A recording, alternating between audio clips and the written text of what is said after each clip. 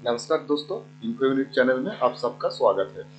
चलो चलते हैं निफ्टी बैंक निफ्टी के एक नए एनालिसिस के लिए। कल यानी सोमवार 23 तारीख का क्या हो सकता है, क्या कुछ हो सकता है, एंट्री एग्जिट स्टॉप लॉस, वो सब कुछ के लिए एक एनालिसिस। तो चलो शुरू करते हैं दोस्तों। मार्केट हालांकि 2 दिन के बाद खुल रहा है। बीच में शनिचर और रविवार का दिन जो छुट्टी का दिन था वो मार्केट बंद था। तो सोमवार को खुल रहा है मार्केट। का हालचाल क्या रहेगा इसको लेके थोड़ा सा डिस्कशन। तो देखो मार्केट क्या है, मार्केट बंद हुआ है 43,723 को। ठीक है, तो इसके बाद क्या हो सकता है, क्या सेल साइड को हमारा फोकस रहेगा या अप साइड को हमारा फोकस रहेगा, बाई साइड का हमारा फोकस रहेगा, ये सब डिस्कशन कर लेते हैं। देखिए मार्केट जो कि है वो हालांकि जो हम डेली चार्ट है, डेली चार्ट में अगर हम विजिट करेंगे तो देखेंगे कि मार्केट जो कि वो एक पोजीशन में आ चुका है। देखिए यहाँ पर देख रहा है कि रेड लाइन, यहाँ से अगर सेलिंग आ गया तो भयंकर सेलिंग आएगा। मान लीजिए 1,000-1,200 या 1,500 पॉइंट का मूवमेंट मिल सकता है आपको, वो भी थोड़ा सा फास्ट मूवमेंट मिलेगा। यहाँ से अगर पुट साइड का ट्रेड अगर मिल गया आपको तो एक तेजी मिल सकता है आपको, क्योंकि हम सबको ऑप्शन बाइंग में क्या है, एक मोमेंटम का जरूरत होता है। और मार्केट एक ऐसे हालत में आ गया है कि मार्केट मोमेंटम कर सकता है। दूसरा चीज क्या है, अपसाइड को जाने के लिए ये वाला जो स्विंग इधर डेली चार्ट में जो बना है, इसके ऊपर जब तक ना जाए तब तक कोई मोमेंटम फिलहाल मेरे हिसाब से नहीं आने वाला है। तो चलो देखते हैं 15 मिनट का चार्ट में जो सबसे बेस्ट होता है इंटरडे ट्रेडिंग के लिए। ठीक है, तो देखिए दोस्तों 43,500 571 का जो स्लैब है, या मान लीजिए आप 43,550 50 का या 500 का जो स्लैब है, यहाँ तक आपको वेट करना ही पड़ेगा। मान लीजिए मार्केट कल फ्लैट ओपनिंग हुआ, यहाँ ओपनिंग हुआ, फ्लैट ओपनिंग होके मार्केट यहाँ सस्टेन्स कर रहा है, तो आपको पता लग जाएगा कि मार्केट किसी एक तरफ मूव देने वाला है। और जहां सस्टेंस सस्टेंस कर रहा है, अगर मार्केट सस्टेंस कर रहा है, इसी बीच में, यही जो जोन है, मान लीजिए 43,571 से लेके 43,880 के अंदर अगर मार्केट किसी भी जगह पे ओपन हुआ और वहां मार्केट होल्ड कर रहा है, तो आप वेट कर लीजिए, थोड़ा बहुत वेट कर लीजिए, और किधर किधर किधर भी एक साइड को आप ब्रेक होने दीजिए। ठीक है, तो ब्रेक होने के बाद हमको एक अच्छी ट्रेड मिल सकता है। इधर यहाँ से ब्रेक होने के बाद अगर इस तरह से कोई रिट्रेस बन रहा है, इस तरह से कोई अगर रिट्रेस बन रहा है तो सही है।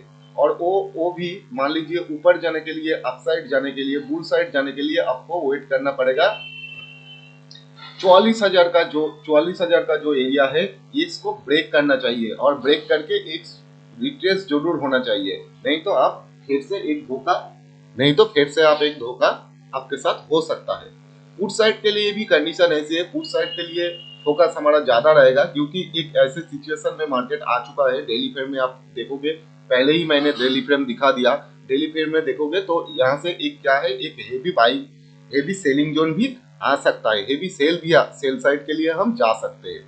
तो उसके लिए क्या है, उसके लिए आपको 43,500 का जो एरिया है, इस एरिया को ब्रेक होना चाहिए। ब्रेक होके एक स्विंग बनना चाहिए, नीचे की तरफ भी एक स्विंग होना चाहिए, नहीं तो आप पुट साइड के लिए भी ट्रैप हो सकते हैं। नीचे की साइड के लिए भी एक स्विंग का, इस तरह से स्विंग का आप इंतजार जरूर करना।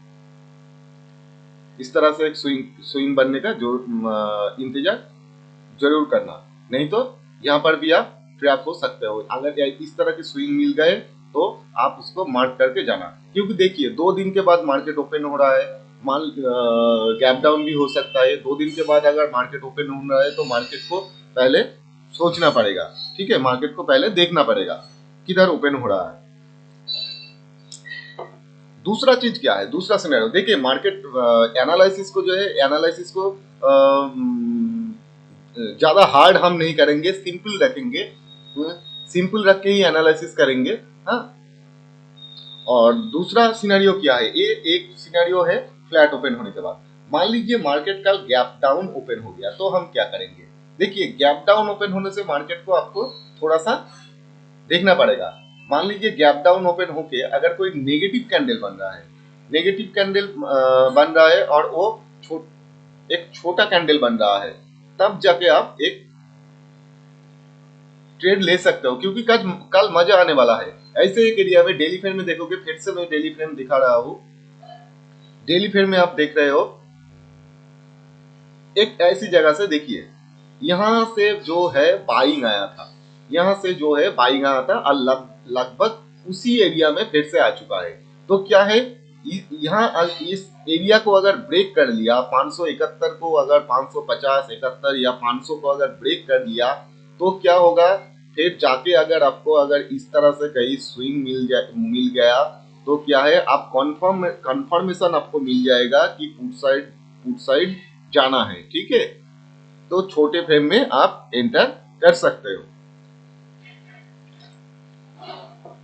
दूसरा चीज, अभी गैप डाउन के बारे में बात कर रहे थे, तो गैप डाउन में क्या है, गैप डाउन में मान लीजिए कि एक नेगेटिव कैंडल यहाँ बन गया, एक नेगेटिव कैंडल इस तरह से अगर एक नेगेटिव कैंडल बन गया और फिर उसका लो भी ब्रेक कर रहा है, उसका लो इस तरह से ब्रेक कर रहा है, तो हम फटाक से उसको मार्क करेंगे, उस एरिया को ऐसे मार्क कर लेंगे, हम जो कैंडल बना मार्क कर लेंगे। मार्क करके हम एक स्विंग का इंतजार करेंगे, मतलब एक रिट्रेस का इंतजार जरूर करेंगे। क्योंकि देखिए आजकल क्या हो रहा है, आजकल ना मार्केट में ज्यादा फेक ब्रेकआउट फेक ब्रेकडाउन हो रहा है।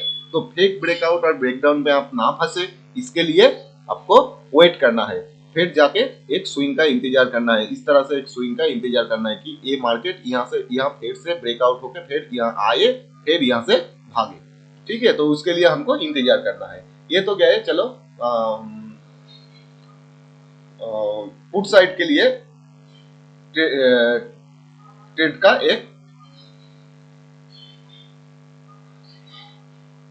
पुट साइड के लिए जो ट्रेड है उसके लिए उसका एक डिस्कशन। और अभी अगर मान लीजिए कि मार्केट फिर से 15 मिनट का चार्ट में आ जाए, मान लीजिए मार्केट गैप अप ओपन हो रहा है। देखिए 2 दिन के बाद ओपन हो रहा है, तो मार्केट किधर भी ओपन हो सकता है।